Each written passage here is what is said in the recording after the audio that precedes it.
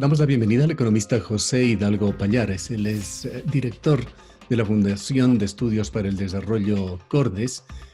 Ha sido también editorialista, comentarista en el importante portal Cuatro Pelagatos. Economista Hidalgo, su fundación se preocupa justamente de temas de desarrollo, de temas de la economía del país. Quisiéramos su comentario sobre la situación del país, partiendo de la decisión que se tomó ayer por parte del gobierno nacional al mantener el salario básico en $400 y generar algunos pequeños bonos compensatorios. Buenos días, Gustavo. Muchas gracias por la gentil invitación. Yo dividiría el anuncio en tres, si me permite. Por un lado está el anuncio, como usted bien menciona, de dejar sin aumento el salario básico unificado para el próximo año.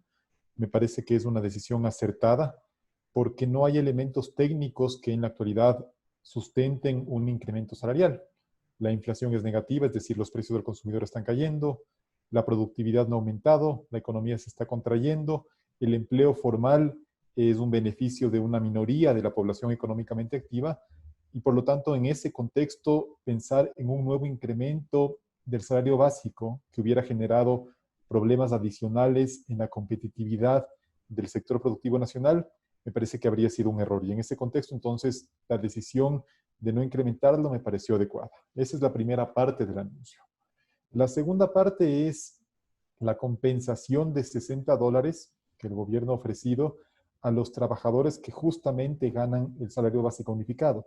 Y aquí yo ya tengo varios reparos. ¿Por qué compensar primero a un grupo que es minoritario y que es favorecido si tomamos en cuenta el peso que tiene la informalidad en el Ecuador? Porque esta va a ser una medida que beneficie exclusivamente a los trabajadores formales, cuyos salarios no han perdido poder adquisitivo en los últimos meses, sino que al contrario han incrementado su poder adquisitivo, dado que los precios están cayendo. Entonces, no entiendo por qué tiene que haber una compensación, además con cargo al presupuesto del Estado, en un contexto en el cual las finanzas públicas atraviesan una situación sumamente complicada. Se cae Y, nuevamente en un mal manejo de subsidios, sin una adecuada focalización e incrementando la inequidad.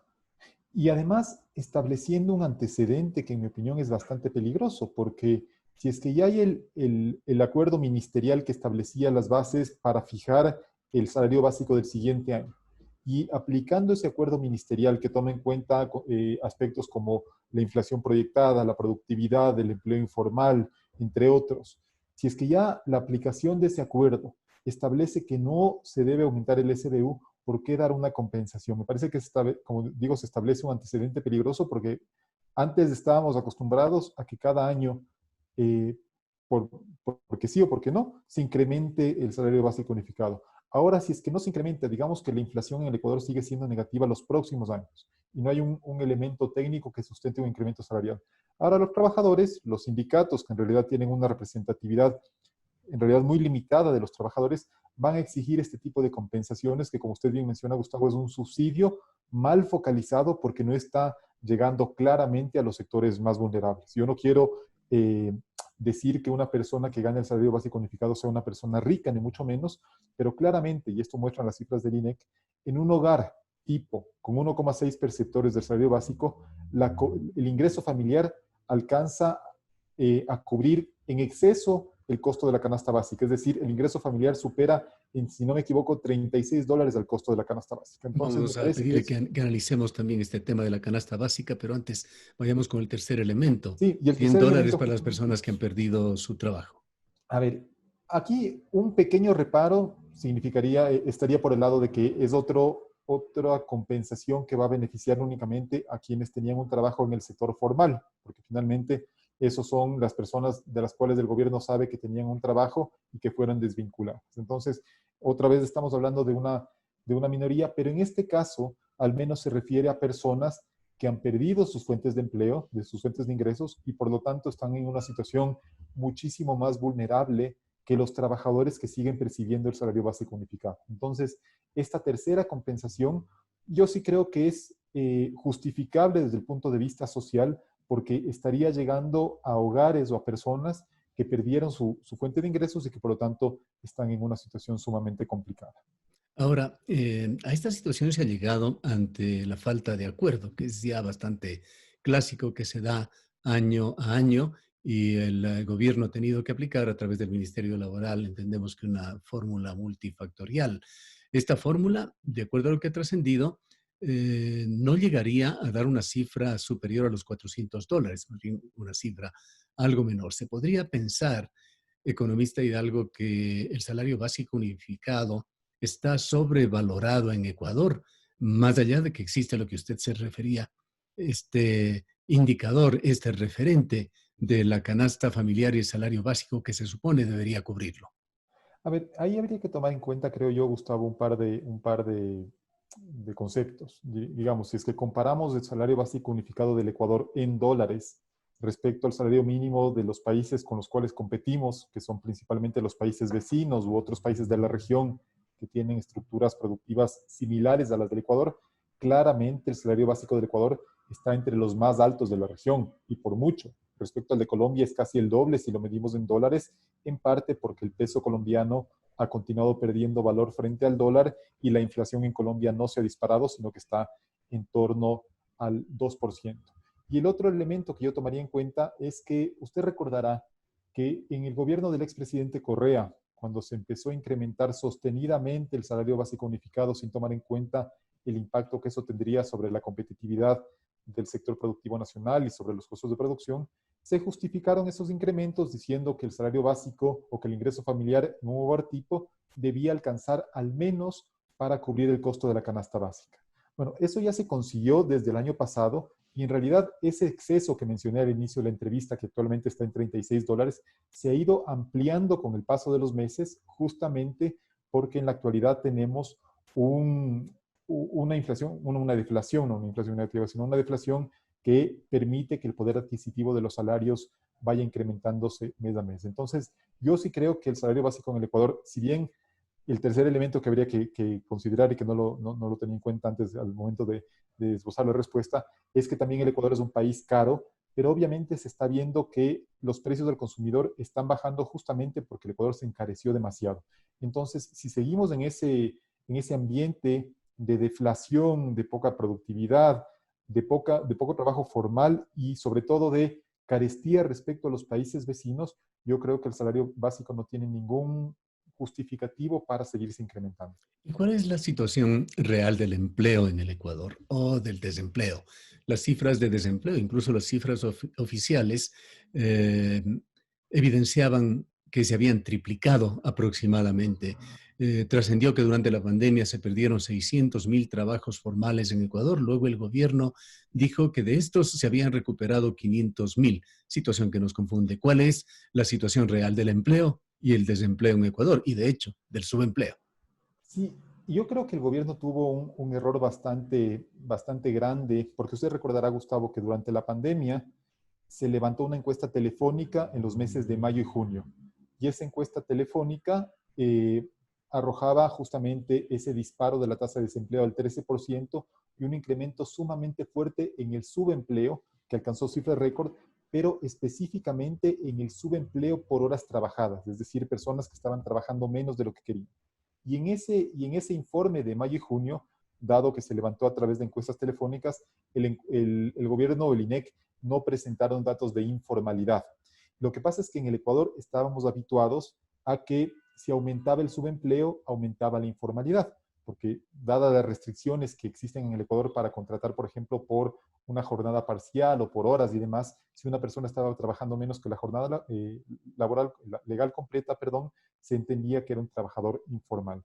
Sin embargo, usted recordará que la ley humanitaria estableció la posibilidad para que los empleadores y los empleados se pongan de acuerdo y reduzcan la jornada laboral, obviamente acompañado eso de una reducción proporcional en los salarios, pero que esas personas que llegaran a un acuerdo con sus empleadores mantuvieran su empleo en el sector formal, ganando menos que antes, trabajando menos que antes, lo que los convertía en subempleados, pero evidentemente manteniendo su puesto de trabajo. Entonces, lo que yo creo que pasó es que hubo un incremento muy fuerte en el subempleo, porque muchas personas que manteniendo su trabajo en la misma empresa estaban trabajando menos horas de las que querían y ganando menos de lo que querían, una vez que la situación económica y la actividad empezó a normalizarse, volvieron a trabajar 8 horas y por lo tanto dejaron atrás el subempleo y volvieron al empleo adecuado. Ayer Esto no le significa... comento, en la ciudad de Cuenca desfilaron no sé cuántos, 2.000, 3.000, en el marco de la pandemia y del distanciamiento social en las calles. Se autoidentificaban como microemprendedores y vendedores ambulantes.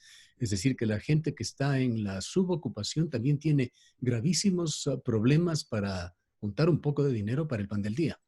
No, no, evidentemente. Y además, lo que pasa es también, si me permite, Gustavo, para completar lo anterior, es que, claro, el momento en que se hacía la comparación del informe de mayo y junio con el de septiembre, aumentaba muchísimo el empleo adecuado, caía el desempleo, caía el subempleo. Entonces todos nos quedamos pensando, bueno, el gobierno está haciendo seguramente alguna medición mal o está manipulando las cifras, pero el momento de comparar la tasa de empleo adecuado de septiembre de este año con la tasa de empleo adecuado de septiembre del año anterior, se ve un deterioro sumamente importante, del 38 al 32% de la población económicamente activa.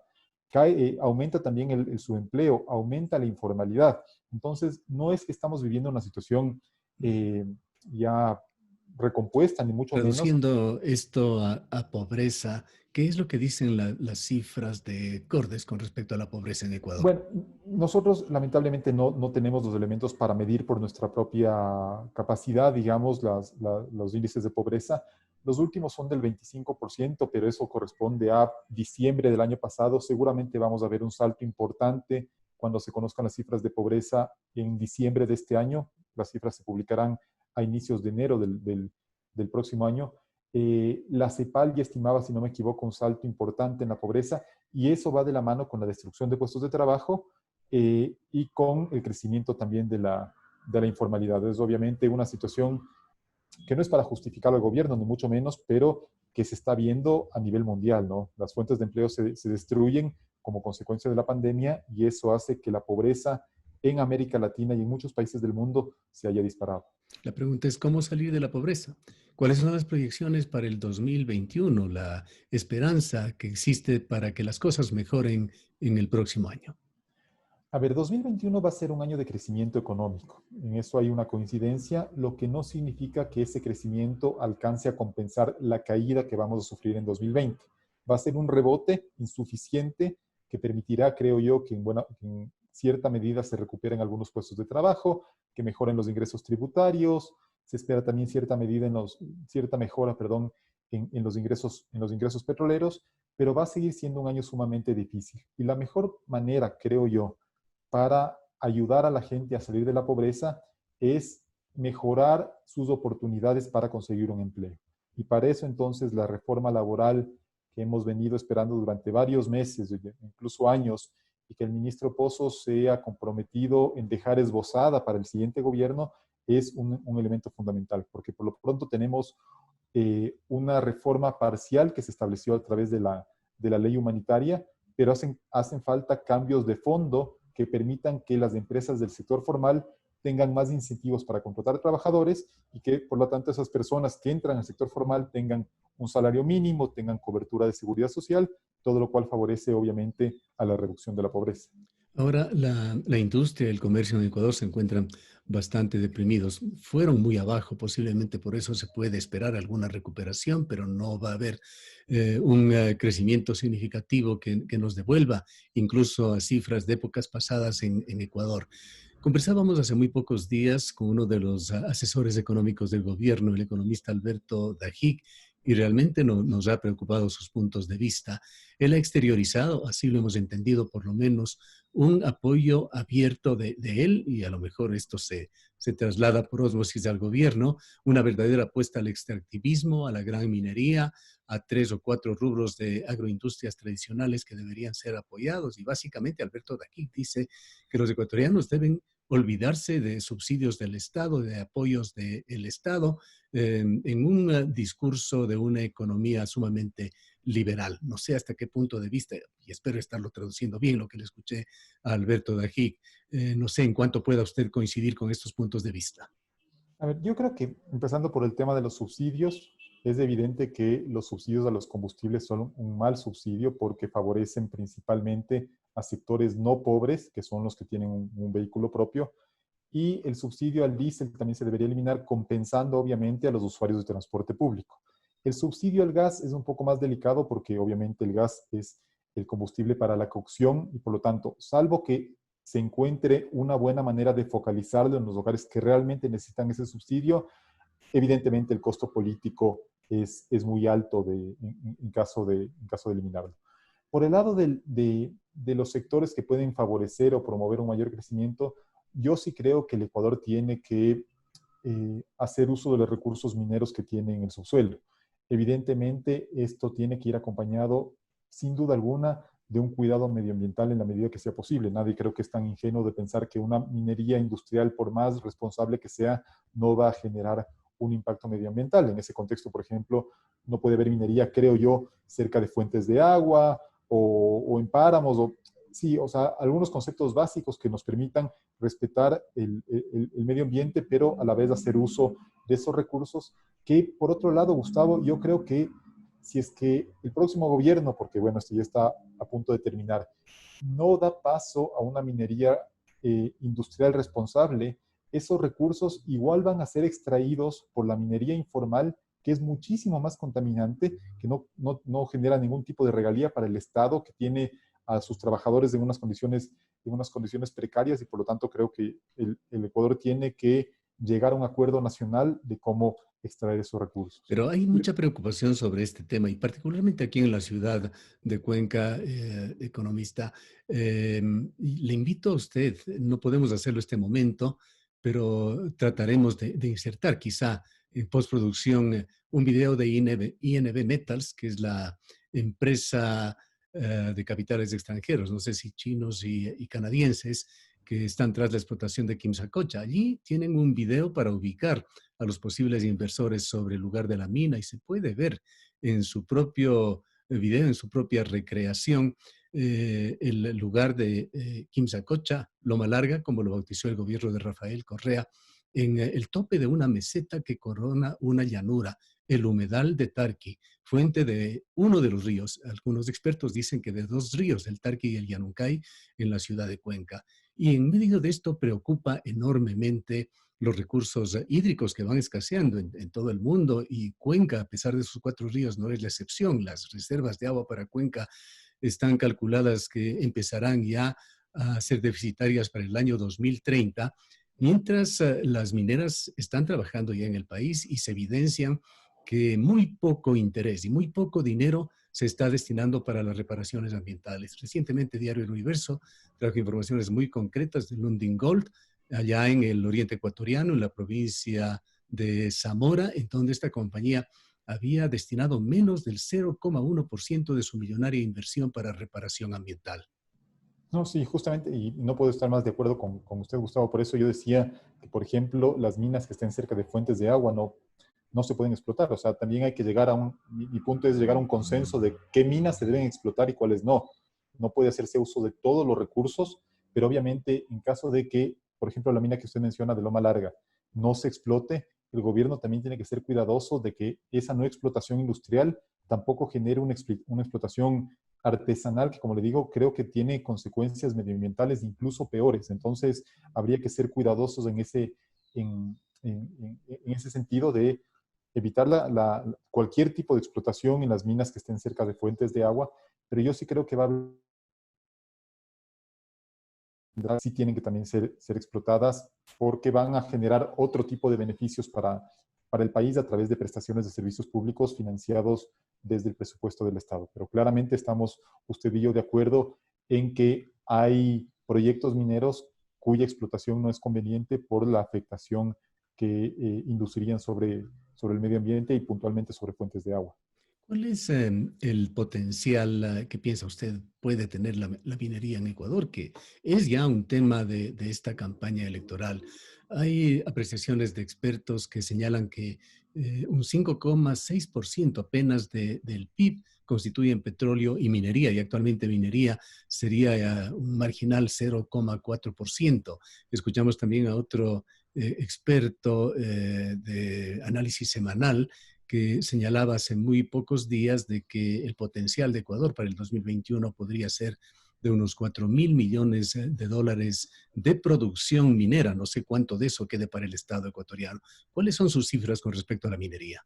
A ver, el Banco Central en el último informe de balanza comercial muestra que los productos mineros dentro de las exportaciones no petroleras del país ya representan casi el 5%, que es el doble de lo que representaban en el mismo periodo, es decir, en los primeros 9 meses del año 2019. 5% solamente minería. Solo productos mineros dentro del total de exportaciones no petroleras. Mm. Y yo creo que ese porcentaje que se duplicó en el último año va a seguir creciendo porque el Ecuador recién está empezando esta fase de gran producción y de exportación a nivel industrial de oro y cobre, que son sus principales minerales metálicos. Entonces yo sí creo que en el caso de la minería hay un potencial muy interesante para generar divisas, para generar inversión extranjera y para generar recursos al fisco. No tengo exactamente porque no hemos hecho una proyección al respecto, pero claramente en la actualidad la mayor parte de las exportaciones totales del Ecuador se concentran en petróleo, banano, camarón, ¿no es cierto? Esos tres productos, si no me equivoco, concentran cerca del 60% de las exportaciones totales del Ecuador. Yo creo que la minería, en caso de ser bien aprovechada, podría formar parte de ese grupo de grandes productos de exportación, lo cual es obviamente algo necesario para generar divisas, perdón, para fortalecer también la dolarización, pero siempre el extractivismo siempre es un negocio muy cuestionado por los impactos medioambientales que genera. Entonces yo no soy ciego a eso, ni muchísimo menos, pero sí creo que el Ecuador tiene que encontrar o que llegar a un consenso nacional que permita explotar algunos de sus proyectos mineros, aquellos que tengan un menor impacto ambiental, a fin de generar estos beneficios que digo en divisas, en inversión extranjera directa y también en recursos para el fisco. Hay otro tema, economista Hidalgo, y es muy importante, seguramente no escapa a su conocimiento, pero que personas como usted, que eventualmente van a estar en foros, en debates sobre el tema de la minería, se vayan empoderando de estos temas. Hemos conversado con dirigentes de la propia minería que muy poco conocimiento tienen sobre las tierras raras, por ejemplo. Y se tiene la idea de que en Ecuador hay una explotación por parte de las empresas extranjeras de tierras raras, que en muchos casos superan en valor a los productos tradicionales, oro, cobre, etcétera. No sé, en su criterio, si es que puede indicarnos si el gobierno nacional está asumiendo correctamente este tema de las tierras raras, estableciendo controles y, digamos, no obnubilándose con los productos clásicos cuando existen estos otros productos que, de acuerdo a lo que conocemos, ya están siendo explotados y llevados al exterior en nuestro país, en nuestro territorio por las mineras. Bueno, ahí, mire usted, Gustavo, que siempre se aprende algo. Yo, de hecho, me considero una persona medianamente informado, leo los diarios, veo las noticias y no había escuchado de este tema. Entonces, no sé si es que el gobierno esté tomando algún tipo de medida en el asunto respecto a la prohibición de explotación de este tipo de productos de tierras raras. Yo no había Más que escuchado la del explotación, si dejan de explotar el control, pues eso puede control, tener sí. mucho más valor que los productos tradicionales que se están explotando conjuntamente. Sí, como le digo, yo ni siquiera había escuchado del concepto de tierras raras, entonces para mí sí es una novedad. Espero obviamente que dentro del Ministerio de Recursos No Renovables, las autoridades que estén a cargo del sector minero tengan conciencia de esto y establezcan el control pertinente. Además de la minería, ¿qué otros rubros de importancia considera usted pueden generarse o deben recibir impulso para mejorar la economía en el 2021? A ver, el Ecuador tiene un potencial claro en agroindustria siempre y cuando sus productos sean competitivos. Entonces, el Ecuador lamentablemente tiene entre sus principales productos de exportación, como ya mencioné, el petróleo, el camarón y el banano, que son tres commodities o tres productos primarios sin mayor valor agregado. Yo creo que en los últimos años, ventajosamente, por ejemplo, al cacao se le ha empezado a dar muchísimo más valor agregado que lo que le dábamos hace 20 o 25 años. Ahora ya producimos chocolate de primer nivel de exportación. En este último año hubo un boom también en las exportaciones de madera de balsa, dada su importancia o su demanda para campos eólicos en algunas partes del mundo.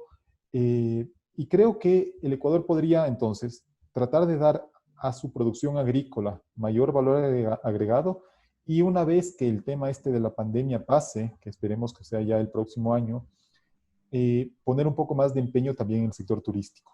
Lamentablemente, y ahí volvemos al tema de la competitividad, el Ecuador es un país que respecto a Colombia, por ejemplo, dejemos de lado por un momento las Galápagos, ¿no? Que son un tesoro invaluable y que son un destino que no tiene, creo yo, comparación en casi con ningún otro destino del mundo.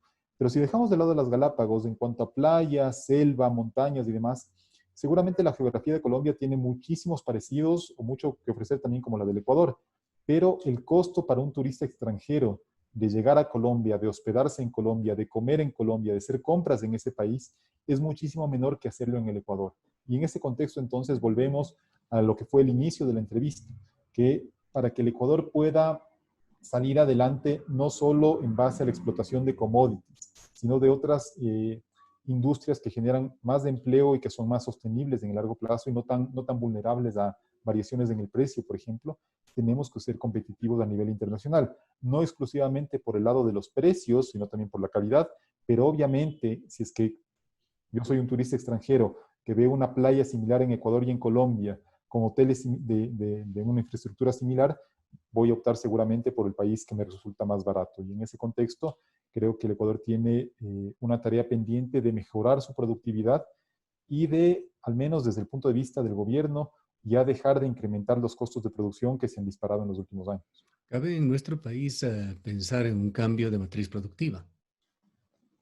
Sí, a ver, eso es un tema que también merece un debate y un acuerdo nacional. Yo creo que quienes nos educamos en la universidad hace 20 años, teníamos como concepto de desarrollo la industrialización, ¿no es cierto? Entonces, la industria metalmecánica sobre todo.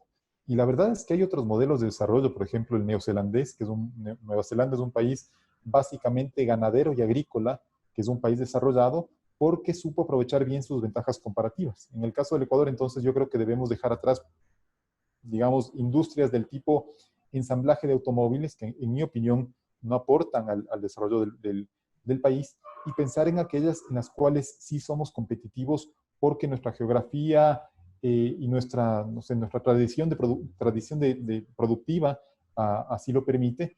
Y en ese contexto yo insisto, creo que la agroindustria y el turismo son dos sectores en los cuales el Ecuador debería poner mucho empeño para alcanzar un desarrollo distinto a la mera explotación de productos primarios.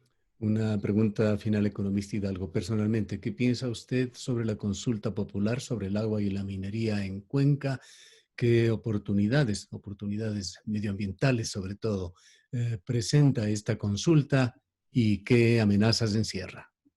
A ver, la amenaza claramente está desde el punto de vista de que si gana el no a la explotación, haya una explotación ilegal de esa mina. A mí realmente la explotación ilegal de la minería me genera incluso más miedo que la explotación industrial. Y obviamente eso tendría un costo para el fisco y para el país por los recursos que se dejan de recibir.